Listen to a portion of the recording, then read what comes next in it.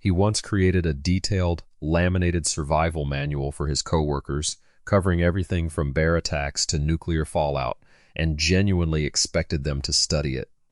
Not because he thought disaster was actually coming that week, because a world with a clear hierarchy, a strict set of rules, and one person firmly in charge of enforcing them was the only kind of world Dwight Schrute had ever learned to feel safe inside. Dwight Schrute never needed power for its own sake. He needed to never again feel as powerless as he once did. Welcome back to the Character Couch. I've rewatched this show enough times to recite Schrute Farm's rules from memory, and for years I laughed at Dwight the same way everyone does. The intense, humorless assistant regional manager obsessed with beats and martial arts. But you don't just see a man who takes his job too seriously. You see someone who built an entire worldview around rigid hierarchy and total control, because growing up without either one taught him exactly how dangerous their absence could be. By the end of this video, every absurd rule Dwight Schrute has ever enforced is going to look a lot less like comedy and a lot more like a survival strategy. There's a term for what Dwight does. Psychologists describe an authoritarian personality style as one built around rigid rules, strict hierarchy, and an intense discomfort with ambiguity, where clear chains of command feel like safety rather than restriction. It isn't really about wanting to dominate people for its own sake. It's about a nervous system that learned, early and thoroughly, that unclear power structures are dangerous, and that the only reliable protection is knowing exactly who's in charge, ideally yourself. Dwight doesn't create rules because he enjoys bureaucracy. He creates them because a world without clear rules once already hurt him. Dwight grew up on Schrute Farms, a working beet farm run by a family that, by his own account, operated under an unusually strict, almost militaristic set of expectations, chores assigned with precision, discipline enforced without much room for negotiation, survival skills taught as seriously as literacy. It wasn't an environment that left much space for a child's ambiguity or uncertainty. In a household like that, structure isn't a preference, it's the entire operating system. A child raised to believe that discipline and hierarchy are what stand between order and chaos doesn't grow out of that belief easily, especially when the farm itself reinforced the lesson daily. Skip your responsibilities, and something concrete and immediate goes wrong. Dwight didn't invent his obsession with rules and preparedness. He inherited it, fully formed, from the only home he ever knew. That inheritance didn't stay confined to the farm. It followed him into every relationship where he needed to establish exactly where he stood in the hierarchy. Dwight's cousin Mose lives with him for much of the series, an even more isolated, socially unusual figure who defers to Dwight completely in almost every situation shown on screen. Their dynamic looks purely comedic on the surface, but the specifics matter. Dwight is unfailingly the one in charge, the one making decisions, the one Mose defers to without question. That relationship gives Dwight something rare in his life. A hierarchy he's unambiguously at the top of, uncontested and stable. Given how much of Dwight's adult life involves scrambling for authority he doesn't quite have at Dunder Mifflin, his relationship with Mose functions as a kind of psychological home base, a place where the chain of command finally matches the one he believes should exist everywhere. That contrast, complete authority at home, constantly contested authority at work, sets up exactly why Dwight fights so hard for scraps of power in an office that rarely takes his ambitions seriously.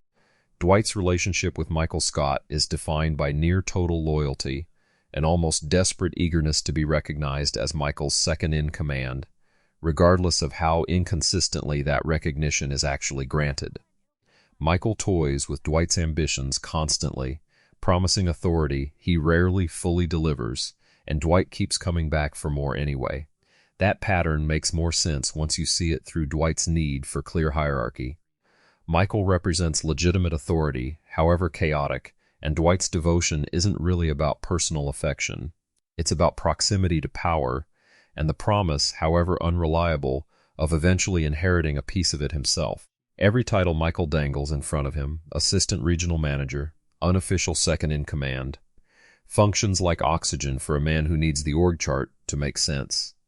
That same hunger for a stable place in the hierarchy shows up again, in a very different register, once Dwight finally finds someone who takes him completely seriously without needing to be convinced. Dwight's long, complicated relationship with Angela Martin is built on a shared temperament. Both value order, propriety, and clearly defined rules, even as their actual romance unfolds mostly in secret, hidden from an office that would likely mock its intensity. Angela rarely softens Dwight's rigidity. If anything, she matches it, creating one of the only relationships in the show where Dwight doesn't have to translate himself for someone else's comfort. That compatibility matters enormously. Most of Dwight's other relationships require him to either perform less intensities or accept being treated as comic relief. Angela does neither. She takes his worldview seriously because it largely mirrors her own, offering Dwight something close to what Mose offers structurally, but with genuine romantic intimacy layered on top of it. Their eventual estrangement and reconciliation, drawn out across years of the show, reveals how much Dwight actually needs that specific kind of recognition, someone who doesn't just tolerate his need for order, but shares it completely. Jim's years of elaborate pranks against Dwight, stapler and Jell-O, fake identity theft, endless small deceptions, are one of the show's most reliable comedic engines. But watched from Dwight's side, these pranks repeatedly target the exact thing Dwight values most: his ability to trust his own perception of order and control. Each prank works by destabilizing Dwight's confidence in what's real and predictable, however briefly, before revealing the joke. For someone whose entire worldview depends on trusting his own read of a situation, being deceived, even harmlessly, isn't just embarrassing. It's a small, repeated assault on the exact stability he's built his whole identity around maintaining, and yet Dwight rarely retaliates with lasting anger. Their rivalry gradually softens into something closer to genuine, if unconventional, friendship, suggesting that what Dwight actually wanted from Jim all along wasn't submission. It was simply to be taken seriously by someone whose opinion he'd quietly come to respect. Beyond the office, Dwight's ownership and management of Schrute Farms carries real financial stakes that the show occasionally lets surface beneath the comedy, debts, unpredictable harvests, the constant threat of losing the land his family has run for generations. That pressure isn't incidental to Dwight's personality. It's a second, parallel hierarchy he has to maintain control over just as carefully as his position at Dunder Mifflin. Running a farm requires exactly the traits Dwight already leans on everywhere else: rigid planning, contingency preparation, and intolerance for unpredictability that could threaten the operation's survival. His obsessive rulemaking at the office isn't a separate personality trait from his farm management. It's the same operating system, applied to whichever hierarchy happens to be under threat at a given moment. That dual pressure, protecting the farm and climbing the office hierarchy simultaneously, explains why Dwight so rarely allows himself to simply relax into any role. Too much of his identity depends on maintaining control over both. Dwight's appointment as a volunteer sheriff's deputy, a minor, largely ceremonial position, becomes a source of enormous pride and self-seriousness throughout the series, treated with the gravity most people reserve for actual law enforcement careers. Play for laughs, certainly, but the underlying motivation is consistent with everything else about him. Any legitimate hierarchy, however small, is worth fully inhabiting. The badge gives Dwight something his job at Dunder Mifflin rarely fully delivers: unambiguous, external validation of his authority, backed by an actual government institution rather than an office title Michael can revoke on a whim. It doesn't matter that the position carries little real power. What matters is that it's official, structured, and his. That same craving for officially sanctioned authority explains a great deal about the broader culture Dwight was raised inside, one that prized self-sufficiency and clear structure as virtues in their own right. To understand Dwight fully, it helps to understand the specific cultural tradition Schrute Farms draws from. Dwight's family reflects elements of Pennsylvania Dutch and German-American farming culture, communities historically defined by strict discipline, self-sufficiency, and a deep suspicion of outside authority that doesn't answer to the family's own internal rules. In that tradition, survival skills aren't a hobby, they're a genuine inheritance, passed down as practical wisdom for a world that might not offer help when you need it. Dwight's obsession with bunkers, martial arts, and detailed contingency plans isn't purely a personality quirk invented for comic effect. It reflects a cultural worldview that treats external systems, including modern corporate hierarchies, as fundamentally less trustworthy than the rules a family builds and enforces for itself. That inherited worldview explains why Dwight approaches Dunder Mifflin's often arbitrary corporate hierarchy with such intense, almost religious seriousness. He was raised to believe that taking structure seriously is what separates the prepared from the vulnerable. There's a second layer of context worth examining.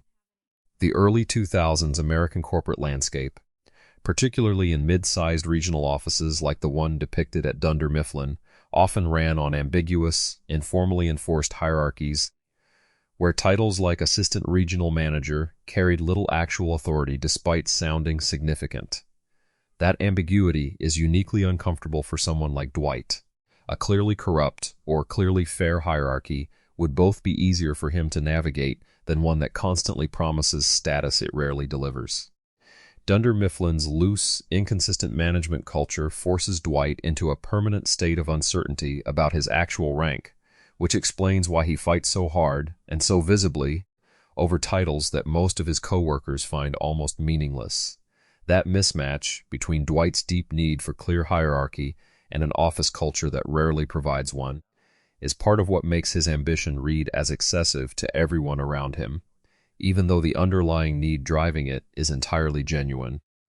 Andy Bernard's arrival at the office introduces a direct rival for the kind of institutional recognition Dwight has spent years pursuing, competing openly for management positions and Michael's approval. Their rivalry escalates into some of the show's most overtly competitive dynamics, each treating small workplace victories as though they carry enormous stakes. What makes this rivalry different from Dwight's dynamic with Jim is that Andy actually wants the same specific thing Dwight wants: formal authority, a title, a place in the hierarchy that can't be casually dismissed. Their competition isn't really personal in the way Jim's pranks are. It's structural. Two men fighting over a scarce resource, neither of them can fully trust the system to allocate fairly. That rivalry reveals, in sharper relief than almost any other relationship, exactly how much Dwight's self-worth remains tied to formal recognition, rather than simply doing the job well regardless of title. Dwight's brief but genuine relationship with Erin Hannon, a receptionist notably lacking in cynicism or manipulation, offers a quieter contrast to his usual dynamics. Erin doesn't challenge Dwight's worldview the way Jim does, and she doesn't share it as completely as Angela does. She simply likes him without needing him to prove his authority first. That simplicity is almost disarming for someone used to relationships built on hierarchy, rivalry, or shared rigid values. Erin offers something closer to uncomplicated affection, and Dwight, notably, struggles to know quite what to do with warmth that doesn't require him to establish rank first. Their eventual parting is amicable rather than dramatic, but it briefly shows a version of Dwight who doesn't need to be in charge to be cared about. It's a small, easily overlooked relationship in his larger arc, but it hints at a version of connection Dwight rarely lets himself fully explore. One where nobody needs to outrank anybody else at all. But here's the part that caught me completely off guard.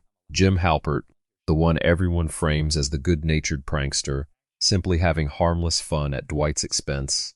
He's also, and I cannot believe I'm saying this, someone who needed Dwight's rigid predictability almost as much as Dwight needed Jim's attention. Think about it. Jim spends years of his life at a job he openly finds unfulfilling, stuck in a career he never fully commits to, and Dwight becomes his primary source of daily engagement, purpose, even entertainment, in an otherwise stagnant chapter of his life. Jim isn't just mocking an easy target. He's returning, day after day, to one of the only reliably structured, endlessly reactive relationships he has, precisely because Dwight's predictable rigidity gives Jim's own directionless years something resembling a plot. So the office's supposed voice of reason turns out to have been quietly relying on Dwight's need for order to give his own unfocused life some temporary shape, long before either of them ever admits how much the other one actually matters. What Dwight deserved, back on that farm with its chores and its hierarchy and its unforgiving rules, was proof that safety didn't have to come from being the one in charge, not a title, not a badge from a volunteer sheriff's program that barely carried any real authority at all. What he actually received was an early, thorough lesson that structure was the only thing standing between him and chaos, so he built his entire adult life around never being without it again. He built a hierarchy so elaborate that almost no situation could catch him unprepared.